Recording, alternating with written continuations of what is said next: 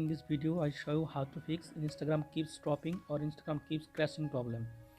First, go to Play Store, update your Instagram apps.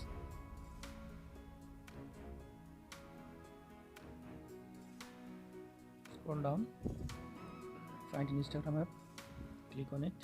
Now click on update.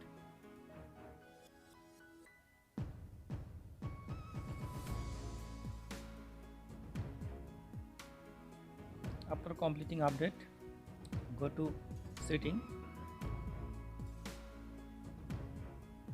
then go to apps. Now find Instagram app here. Click on Instagram. Click on storage. Clear data. Okay.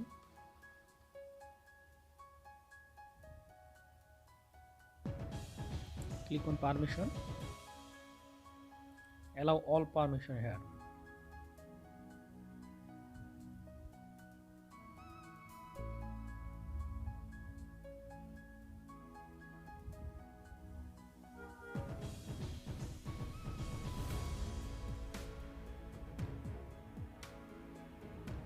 Now open Instagram app.